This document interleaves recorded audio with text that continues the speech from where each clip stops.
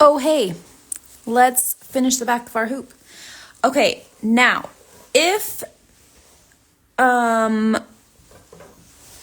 like to have another fabric behind mine to like cover up the stitches, but you don't have to do that. So if you don't have another piece of fabric that you want to use, don't worry about it. This is totally, you don't have to do this. Totally optional. I don't want to measure things, so I cut like this. Make sure it's big enough and call it a day. All right, so what we're gonna do is, if you have another piece of fabric, you can put it behind like this. If not, then skip this part and, oh gosh, that washing did not go very well.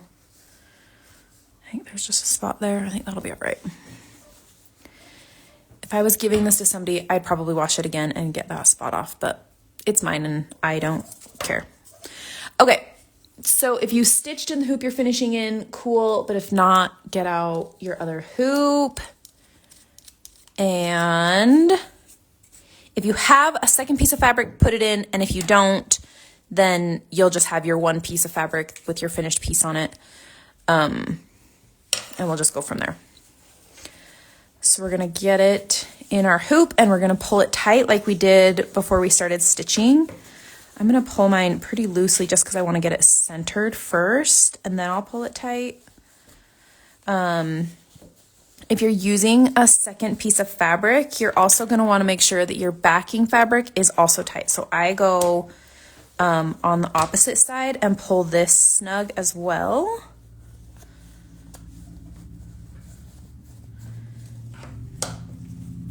And then I will tighten this a little bit. Not too much, because I'm still gonna check and make sure everything is straight. This is not quite straight, so I can move that a little bit. That's straighter. Hold on, sorry, my phone is dinging. I don't think my son is gonna call me, but in case, I left my phone on. He had a test today that sometimes he texts me or calls me before, but okay. Once it's where you want it, keep tightening it. I'm probably gonna need a screwdriver that I did not bring over here.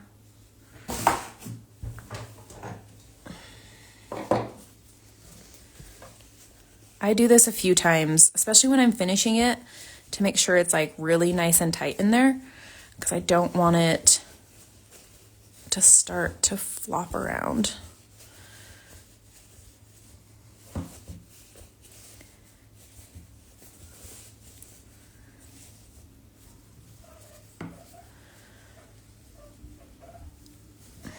If you have a screwdriver, this is a little bit easier, but mine's at my desk and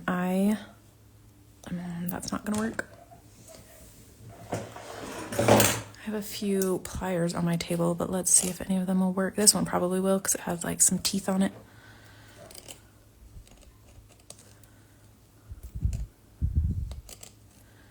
If I have a screwdriver, then I'll just put it in there and twist it, but okay.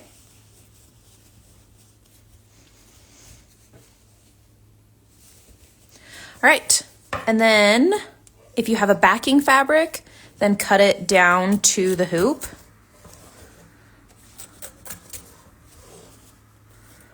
If you don't have a backing fabric, then skip this part.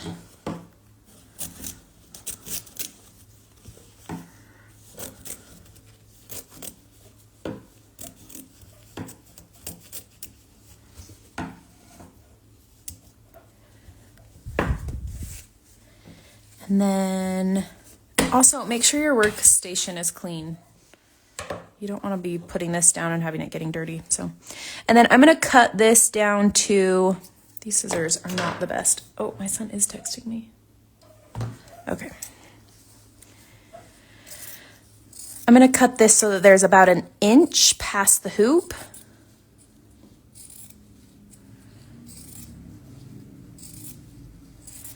So we're gonna do a running stitch to tie this closed. So I don't like to do this while I'm stitching because you can see the edge is like frayed and stuff. So I do this when I'm ready to back it so that I can have a cleaner edge.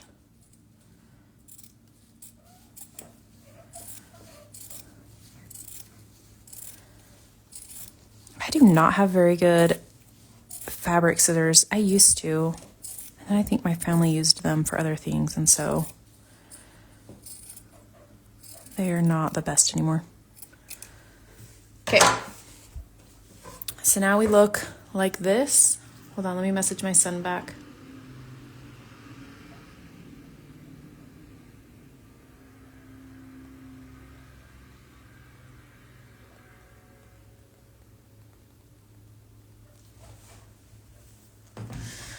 Gosh, teenagers, man. All right, and then I'm gonna use red. You can use whatever color you want. I just get a piece and I just wrap it around like this, and I'm like, all right, I need about that much. So just so that it goes around the hoop.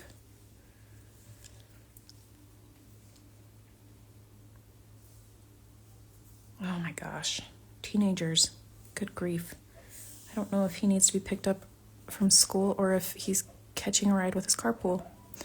Cool, that's fun. All right, so I like to start at the top and just do a running stitch. So I'm gonna come up from the back first and then just up and down. I usually do a couple of stitches before I pull it through.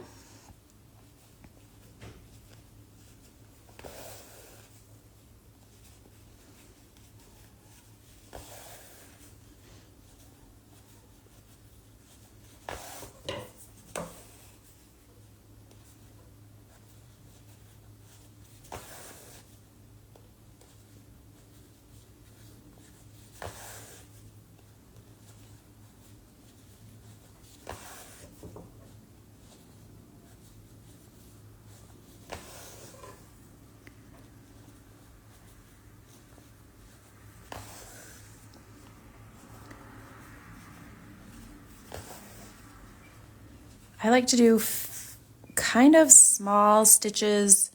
I mean, they're not like huge. They're what, like a fingernail length. I also like to stay about 1/3 of the way from the edge. So then it like ties it closed really well, but it isn't too close to the edge that you're gonna like rip it out.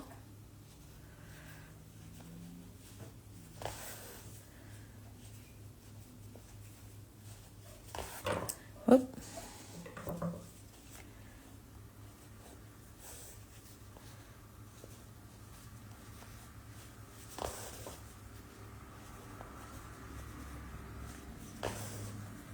And if this takes you longer than it takes me, it's like, that's okay. I've done this hundreds of times. So it is faster for me. Okay, so now we have our two ends. So what I'm gonna do is pull this shorter. Oh, I didn't tell you. I tie a knot about 1 inch or 2. I don't know. It's probably about 1 inch. So then it doesn't get pulled all the way through.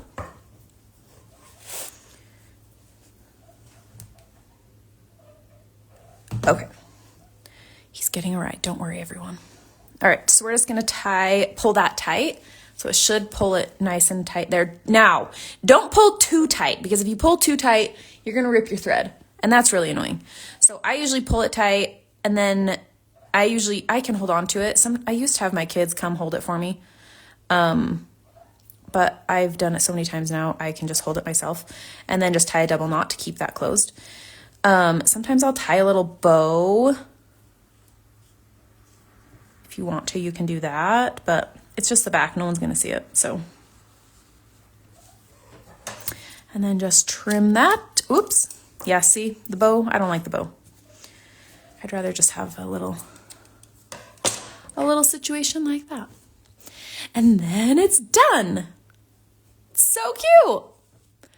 So we've got our trees and all of our cute frosting and our lights. And we're done. And that's what the back looks like. There's lots of other ways that you can finish the backs of your hoops. If you want to look them up, feel free. I personally like this one because I can just cut this off and undo it and fix something if I need to. I know some people use glue. I don't like glue because it feels so very permanent. But anyways, there she is, all ready to be displayed. And that's it for me. That's the end. So enjoy your projects. Please reach out if you're not watching this, December of 2025. You can still ask me questions. So if you have any, let me know, and I will see you next time. Bye.